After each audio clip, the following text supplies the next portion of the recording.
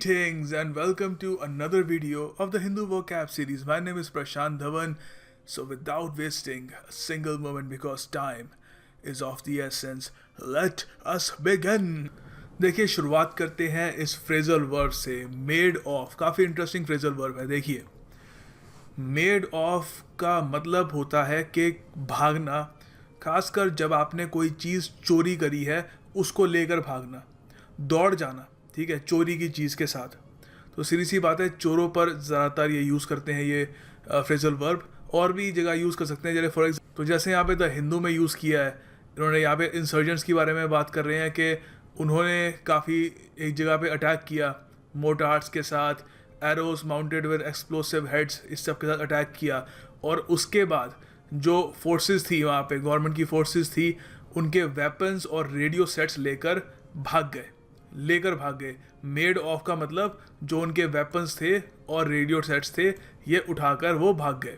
तो काफ़ी इंटरेस्टिंग है. वैसे एग्जाम में आ जाए तो 90% लोग गलत करके आ जाएंगे, ये इसका एग्जैक्ट मीनिंग नहीं बता पाएंगे. तो देखिए ये सेंटेंसेज हैं इसके.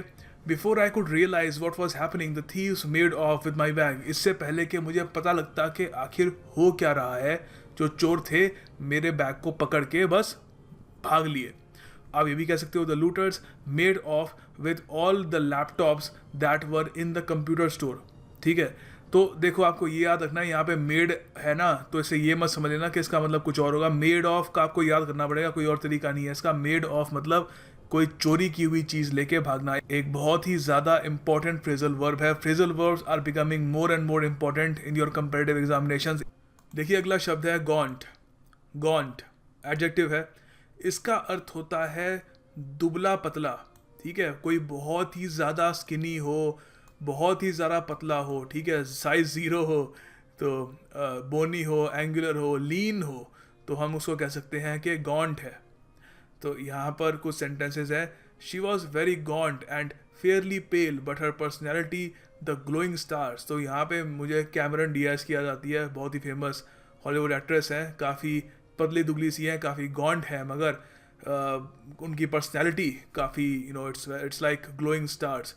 और उसके अलावा हम ये भी कह सकते हैं he was gaunt from drinking too much vodka and his marriage was on the skids. On the skids, चलो ऑन द स्किड्स भी डिस्कस करते हैं एक बार, कि उसने बहुत ही दारू बहुत ज़्यादा पीता रहा और वोडका वगैरह बहुत ज़्यादा पीता था, तो उसकी वजह से उसकी मैरिज ऑन द स्किड्स थी. पहले ऑन द स्किड्स देखते हैं उसका अर्थ क्या होता है. ऑन द स्किड, देखिए ऑन द स्किड का अर्थ होता है जब आप बहुत ज़्यादा डिफ़िकल्टीज फेस कर रहे हैं, या कोई चीज़, कोई रिलेशनशिप, कुछ भी हो सकता है, बहुत ज़्यादा डिफ़िकल्टीज फेस कर रहा है और चांसेस बहुत ज़्यादा हाई हैं कि वो फेल होने वाला है, आउट ऑफ कंट्रोल जाने वाला है, या लग रहा है कि ये तो बस इसका सत्यानाश होगा ही होगा. तो यहाँ पर देखिए ऑन द स्किड, तो इसका ये मतलब हो गया. हिट द स्किड भी होता है, तो एग्जाम में कंफ्यूज मत कर जाना, दोनों पूछ सकते हैं. स्किड से याद रख लो इसको. ऑन द स्किड भी हो सकता है, हिट द स्किड भी हो सकता है. हिट द स्किड का अर्थ होता है डिजेनरेट करना, डिके करना, क्रम्बल करना, कोलैप्स करना. मैंने दोनों के सेंटेंसेस बना दिए आपके लिए ताकि कोई कंफ्यूजन ना हो. यहाँ पे देयर आना चाहिए, देयर तो there are signs of the Japanese economy hitting the skids. तो यहाँ तो काफ़ी सारे साइंस दिख रहे हैं कि जापानीज इकोनॉमी जो है वो बिल्कुल नीचे जा सकती है, वहाँ पे क्रैश हो सकता है, वहाँ पे एक कोलैप्स हो सकता है. ठीक है, ये जो ऑन द स्किड है ये ईडियम, ये शादियों के लिए बहुत यूज़ करते हैं, शादियों के लिए, रिलेशनशिप्स के लिए. तो यहाँ पर आपको बहुत दिखेगा, कहीं भी आप पढ़ो किताब वगैरह, न्यूज़पेपर में भी काफ़ी यूज़ करते हैं. Their marriage seems to be on the skids. तो मैरिज जब बिल्कुल ही ख़राब होने की स्थिति में आए, झगड़ा कर रहे हैं, डिवोर्स की बात चल रही है, तो their marriage seems to be on the skids, कभी भी बिल्कुल कोलैप्स कर जा सकती है. आप ये भी कर सकते हो after the debacle his career is on the skids. तो करियर भी ऑन द स्किड्स हो सकता है कि कुछ डिबैकल हो गया, कुछ उसने ख़राब काम कर दिया, तो उसके बाद से उसका करियर बिल्कुल ही अब लग रहा है कि वो फेल हो जाएगा. ओके, चलिए आगे बढ़ते हैं. MCQ, alright, MCQ time. तो आपको इस ईडियम का अर्थ बताना है, और ये इतना इजी नहीं होगा क्योंकि हमने इसको डिस्कस किया नहीं है, मगर कमेंट बॉक्स में डू अटेम्प्ट दिस ईडियम. ठीक है, अगर ज़्यादातर लोगों का गलत होता है तो ये ईडियम मैं अगली वीडियो में डिस्कस कर लूँगा. ठीक है, तो आप वैसे कमेंट बॉक्स में अटेम्प्ट ज़रूर करिएगा। Put a spoke in a wheel, idiom है। देखिए अगला शब्द है रैमिफिकेशंस। रैमिफिकेशंस नाउन है। देखिए इसका अर्थ होता है कोई आपने मान लीजिए डिसीजन लिया, कुछ काम किया, कुछ आपने कार्य कर दिया, उसके बाद उस कार्य का जो आफ्टरमाथ होगा, उसका जो रिजल्ट होगा, उसके आगे की जो कार्यवाही होगी, उसको कहते हैं रैमिफिकेशंस, उसके जो कॉन्सिक्वेंसेज होंगे। ठीक है, तो यहाँ पे मतलब असर कह लीजिए, इफेक्ट क्या होगा। आपने अगर मान लीजिए कहीं पे पेड़ लगाया तो उसके रैमिफिकेशंस क्या होंगे, कि वहाँ पे अलाउड नहीं था ऐसा करना या जो भी है, उसके रैमिफिकेशंस क्या होंगे। तो यहाँ पे द हिंदू में इसको यूज़ कर रहे हैं।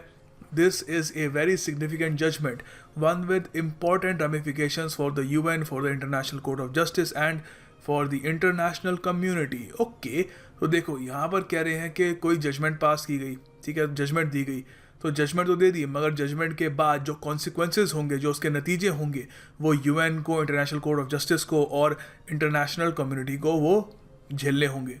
तो सबसे बढ़िया तरीका इस वर्ड को यूज़ करने का यही होगा, आई थिंक आप सब लोग एग्री करेंगे, डीमोनेटाइजेशन, विमुद्रीकरण। Demonetization will have widespread ramifications for business as well as for the rest of society. तो डीमोनेटाइजेशन के बहुत सारे आफ्टर इफेक्ट्स होंगे, काफ़ी उसके एक असर होगा बिजनेसेस पे और बाकी सोसाइटी पर भी। तो आप ये भी कह सकते हो, ये काफ़ी भयंकर सेंटेंस है actually. Before you avoid studying, make sure you are aware of the ramifications it will have on the rest of your life. इससे पहले कि आप पढ़ने से थोड़ा पढ़ाई को अवॉइड करें, थोड़ा लेजीनेस दिखाएं, तो एक बार सोच कर देखिएगा कि ये जो मैं कर रहा हूँ, इसके रैमिफिकेशंस क्या होंगे मेरी आने वाली पूरी ज़िंदगी पर। भारी सेंटेंस है यार, सीरियस हो गया, सब लोग सीरियस हो गए। ओके, सो एंटोनिम इसका होगा कॉज, ओरिजिन, क्योंकि सीधी सी बात है, रैमिफिकेशन मतलब रिजल्ट, आफ्टरमाथ, असर, तो उसका उल्टा क्या होगा, कॉज या ओरिजिन या सोर्स। वैसे रैमिफिकेशन का एंटोनिम पूछने के चांसेस बहुत ज़्यादा कम है, मेन आपसे मतलब ही पूछेंगे। इसके सिनोनिम याद रखना, कॉन्सिक्वेंस आ सकता है, ये इसके सिनोनिम में आफ्टरमाथ आ सकता है, आउटकम आ सकता है, ठीक है, इफेक्ट भी आ सकता है, तो काफ़ी इंपॉर्टेंट वर्ड है, याद रखना है इसको। ओके, देखिए अगला शब्द है ये, इसको प्रोनाउंस करने का सही तरीका है एपिटमी, EPITOME, एपिटमी। नाउन है। देखो इसका अर्थ होता है किसी चीज़ का प्रतीक। मान लो किसी चीज़ की एम्बॉडीमेंट, मान लो कुछ है बहादुरी, ठीक है, बहादुरी एक आइडिया है, ठीक है, एक अपने आप में बहादुरी क्या होती है, एक आइडिया ही होता है ना बहादुरी। अब कोई आदमी बहुत बहादुर हो, for example Alexander the great, छोटी छोटी आर्मी के साथ भी पर्शियन किंग्स के साथ भिड़ जाता रहा, तो he was the epitome of courage. उसकी एक तरीके से प्रतीक था कि बहादुरी कैसी होनी चाहिए, अलेक्जेंडर जैसी होनी चाहिए, एसेंस थी करेज की वो। तो यहाँ पे और भी वर्ड यूज़ कर सकते हैं, पर्सोनिफिकेशन, एम्बॉडीमेंट मैंने आपको बता दिया, इनकारनेशन भी कह सकते हो, पैरागॉन, पैरागॉन आपने सुना होगा, किसी की तारीफ में कहते हो कि that person is a Paragon of virtue, मतलब वर्च्यूज का एक मान लो कि एसेंस है, पूरा एक उसमें प्रतीक दिखता है। तो यहाँ पे कुछ सेंटेंसेज हैं, these people have become the epitome and complete personification of grid and corruption. तो आपको पता ही है, कहीं भी आपको कुछ करप्ट लोग दिखते हैं तो आप कह सकते हो कि ये लोग एक प्रतीक बन चुके हैं करप्शन का, इतने ज़्यादा करप्ट हैं, ठीक है। एक आप थोड़ा बहुत एग्जैजरेट करके बताना चाहते हैं और थोड़ा बहुत एम्फेसिस देना चाहते हैं करप्शन कितने करप्ट हैं, तो आप कह सकते हो कि जो करप्शन शब्द है ना, उसी का ही प्रतीक है ये। तो आप ये भी कह सकते हो कि Swami Vivekananda was the epitome of a virtuous man. तो स्वामी विवेकानंद आपको पता है बहुत ही एक बढ़िया इंसान थे, वर्चुअस आदमी होता है जो गुणी आदमी है, ठीक है, तो एपिटमी थे एक वर्चुअस आदमी के। उसके अलावा हम ये भी कह सकते हैं कि Indira Gandhi was considered the epitome of power. तो जिन्होंने भी इंदिरा गांधी के बारे में पढ़ा है, तो she was a very powerful politician, very powerful person in her time, अपने ज़माने में बहुत ही पावरफुल लेडी थी, तो she was the epitome of power. इसका देखिए एंटोनिम होगा एंथिसिस। ओके, आगे आपके लिए एक MCQ है, एग्जैसरबेट। एग्जैसरबेट, EXACERBATE। इसका आपको सिनोनिम बताना है, मतलब बताना है make, word, strengthen, uplift, liberate, ठीक है। तो इसको अटेम्प्ट करिएगा कमेंट बॉक्स में, देखते हैं how many people get it right. Answer आपको PDF में मिल जाएगा, PDF खोलने का मन नहीं कर रहा तो गूगल में मिल जाएगा, मगर गूगल को यूज़ करने से पहले अटेम्प्ट कर लेना, ताकि यू गेट द फीलिंग कि मैंने अटेम्प्ट किया है। ओके, देखिए अगला शब्द है अनशैकल्ड। अनशैकल्ड एडजेक्टिव है। देखो पहली बात तो अन का मतलब तो सीधी सी बात है किसी चीज़ का उल्टा होना। शैकल्स क्या होती हैं पहले ये समझ लो। शैकल शैकल देखिए ये होती है, यहाँ पे लोहे की जंजीरें दिख रही हैं हाथों में जो बंधी हुई है, इनको कहते हैं शैकल्स, जंजीरें कह लो। तो अनशैकल क्या हुआ, जंजीरे से जो खोल दिया जा चुका है, जो फ्री है, जो लिबरेटेड है, जो अब चेन नहीं है। चलिए देखिए ये तो आई थिंक जो अच्छी वोकैब थोड़ी बहुत उनकी है वो इसको पहचान लेंगे, मगर एक और वर्ड है यहाँ पे, इमेंसिपेटेड। इमेंसिपेटेड एक बहुत ही इम्पॉर्टेंट वर्ड है, काफ़ी बार वेरियस एग्जाम्स में आ चुका है। तो देखिए अनशैकल्ड का ये सिनोनिम हो सकता है इमेंसिपेटेड। इमेंसिपेटेड का मतलब यही होता है लिबरेटेड, इंडिपेंडेंट हो जाना, कंस्ट्रेंड ना होना। ये ज़्यादातर यूज़ करते हैं कोई सोशल ऑब्लिगेशन होती है या कोई मजबूरियाँ होती है समाज वगैरह की, उससे एक तरीके से आज़ादी पा लेना। ज़्यादातर वैसे यूज़ करते हैं, नहीं तो आप प्रिजनर्स के लिए भी यूज़ कर सकते हो ये, ठीक है। तो यहाँ पर बहुत ही बढ़िया सेंटेंसेस हैं आपके लिए। You can say reading books on various subjects unshackled him from conventional thinking. तो बहुत सारे देखो, रीडिंग इज़ सुपर इंपॉर्टेंट। मैं रीडिंग पे भी आगे जाके एक वीडियो बनाऊंगा कि कौन कौन सी बुक्स आपको पढ़नी चाहिए जिससे आपका वैसे होराइजन्स ब्रॉडन होंगे और ओवरऑल इंग्लिश भी आपकी इंप्रूव होगी। बट यहाँ पे ये सेंटेंस में हम कह रहे हैं कि रीडिंग ने उसके जो कन्वेंशनल थिंकिंग थी उसकी, जो बचपन से किसी को हमको बताया जाता है कि ऐसे लोग ऐसे होते हैं, हम ऐसे हैं, वो देश के लोग ऐसे होते हैं वगैरह, एक हमारी एक कन्वेंशनल थिंकिंग होती है। तो उससे लिबरेट होने का तरीका होता है रीडिंग, ठीक है। हम बहुत कुछ सीखते हैं, उससे ज्ञान पाते हैं। सो ये तो चलो ये हो गया, ठीक है, थोड़ा हटके यूज़ कर लिया मैंने। बाकी सिंपल जो तरीका है आप यही बना सकते हो कि ही अनशैकल्ड द प्रिजनर्स, बंदियों को उसने लिबरेट कर दिया, उनकी शैकल्स जो थी वो हटा दी। तो यहाँ पर द हिंदू में बेसिकली ये यूज़ करने के ब्रेग्जिट के बाद यूके की काफ़ी सारी जो इंडस्ट्रीज़ थी दे आर अनशैकल्ड एज वेल। तो इंडस्ट्रीज़ भी अनशैकल्ड हो सकती है। तो मान लो कि कोई हमारी जैसे इंडस्ट्री है उस पर बहुत ज़्यादा अभी रिस्ट्रिक्शंस इम्पोज कर रखी है कि आप ये नहीं कर सकते, वो नहीं कर सकते। कल को लिबरलाइजेशन और आती है तो दोज कंपनीज विल बी अनशैकल्ड, उनका जो पोटेंशियल है वो अनशैकल्ड हो जाएगा, ठीक है। तो बहुत जगह आप यूज़ कर सकते हैं इसको। देखो अगला शब्द है पर्टेन। पर्टेन वर्ब है।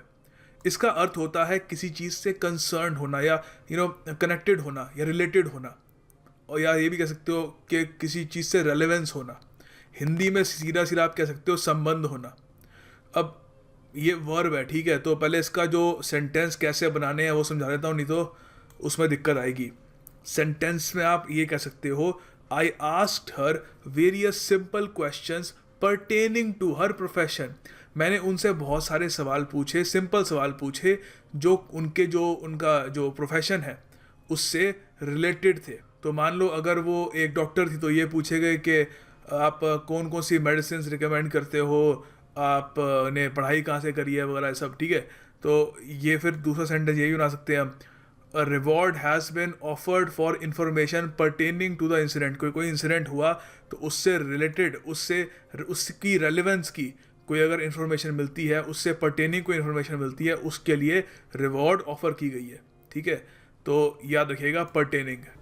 देखिए अगला जो वर्ड है वो है जिटर्स, नाउन है। देखिए इसका जो अर्थ होता है वो होता है कि बहुत ही ज़्यादा एक्सट्रीम सेंस ऑफ नर्वसनेस, एक सेंस ऑफ पैनिक होना, एक्सट्रीम सेंस ऑफ नर्वसनेस होना, शिवर्स होना या घबराहट होना। तो यहाँ पे सेंटेंसेस है, American report jitters at the thought of terrorist targeting nuclear plants. तो अमेरिकन जो जनता है उनको बहुत ज़्यादा घबराहट होती है इस थॉट से कि कभी कोई आतंकवादी उनके न्यूक्लियर प्लांट पे अटैक ना कर दे, नहीं तो फिर तो बहुत ज़्यादा तबाही हो जाएगी उससे, ठीक है। और आप ये भी कह सकते हो कि I had a case of the jitters while making my first video for study IQ। तो ये मैंने कब बना दिया सेंटेंस। तो ये देखिए यहाँ पर मैं कह रहा हूँ कि सीरीज वाले जब आप कोई काम पहली बार करते हो, खासकर लाखों लोगों के लिए, लाखों सब्सक्राइबर्स वाला कोई चैनल है, वहाँ पे आप कोई वीडियो बनाते हो तो you do feel a sense of nervousness, थोड़ी घबराहट सी होती है। तो मुझे भी हुई थी। सो इसका जो एंटोनिम क्या होगा, देखिए जिटर्स का जो एंटोनिम होगा वो होगा कामनेस, बिल्कुल शांत। घबराहट का उल्टा क्या होगा, बिल्कुल काम आदमी। आगे देखिए बहुत ही बढ़िया वर्ड है इन्फर्नो। इन्फर्नो नाउन है। देखो इसका वैसे तो दो मतलब निकलते हैं। एक तो होता है कि बहुत ही बड़ी जब कोई आग हो जाती है, फॉरेस्ट फायर जो होती है, वो उसको आप सिर्फ फायर नहीं कहोगे, आप कह सकते हो इन्फर्नो है, मतलब बहुत ही बड़ी फायर है। अब ये तो हो गया, चलो इसको ज़रा यूज़ करते हैं। एक दूसरे एक बहुत ही बड़े एक पोएट थे डांटे, तो उन्होंने एक पोएम लिखी थी, डांटेज डिवाइन कॉमेडी। तो मतलब पोएम तो नहीं थी, बेसिकली एक उन्होंने डिस्क्रिप्शन दिया था हेल का कि नर्क कैसा है। तो बहुत ही डरावना सा एक डिस्क्रिप्शन है। मैं कोशिश करूँगा कि ये डिस्क्रिप्शन जो इस वीडियो का जो डिस्क्रिप्शन बॉक्स है वहाँ पर उसका एक लिंक पोस्ट कर दूँ उस पोएम का। बहुत ही बढ़िया पोएम है, सुनना। तो वहाँ पर इन्फर्नो जो है पोएम का नाम है, वहाँ पे नर्क के बारे में बताया गया है, ठीक है। तो इस वजह से इन्फर्नो को कई बार नर्क भी बोलते हैं, ठीक है। तो नर्क, आग, ये इसके मतलब है। तो यहाँ पे एक सेंटेंस बनाया है मैंने, ये डांटे वाला सेंटेंस लिया नहीं है क्योंकि ये वो मतलब बहुत ही ज़्यादा कोई हाई फाई लिटरेचर वगैरह कोई आप पढ़ रहे हो वहाँ पे आएगा, अखबारों में इतना पूछेंगे नहीं आपसे। तो यहाँ पर ये सेंटेंस बनाया मैंने कि dozens of local residents rang the fire brigade as the inferno ripped through the offices and warehouse area. तो सीधी सी बात है, आग बिल्कुल ही बेकाबू हो रही थी, और जो रेजिडेंट जो मतलब लोकल जो लोग थे वहाँ के, उन्होंने इमीडिएटली फायर ब्रिगेड को फ़ोन किया और कहा कि आओ अपना काम करो, इन्फर्नो बिल्कुल बेकाबू हो रही है, इन्फर्नो को बुझाओ। अच्छा, फाइनली एक और फ्रेजल वर्ब है, ये भी हमने इस सीरीज़ में डिस्कस किया था, आपको इसका मतलब बताना है। सिंक इन का मतलब क्या है? Lose control, to die, to be fully understood या टू ड्राउन, ठीक है। तो इसको ज़रूर अटेम्प्ट करिएगा कमेंट सेक्शन में। And finally the task of the day, आपको सेंटेंसेस बनाने हैं एपिटमी, गॉन्ट या ये ऑन द स्किड्स पे, ठीक है। तो इन तीनों पे ही बना लीजिएगा अगर मन हो आपका, नहीं तो आप इनमें से एक पे भी बना सकते हैं, द चॉइस इज़ योर्स। मगर आप अगर किसी पे भी नहीं बनाते तो जो बना रहे हैं प्लीज़ इनकरेज देम, उनको एक लाइक दीजिएगा, उनको थम्स अप दीजिएगा। एंड उसके अलावा आप खुद भी, मैं कम से कम MCQ तो अटेम्प्ट कर ही लो यार, उतना तो कर ही सकते हो। एंड वीडियो को भी प्लीज़ एक लाइक दीजिएगा। ये 3-4 घंटे लगते हैं इस पूरी वीडियो को कंसेप्चुलाइज करने में, फिर इधर उधर से रिसोर्सेज कलेक्ट करके एक प्रॉपर प्रोडक्ट बनाने में। So make sure to give us a thumbs up, a like as well, and thank you for watching. I will see you tomorrow.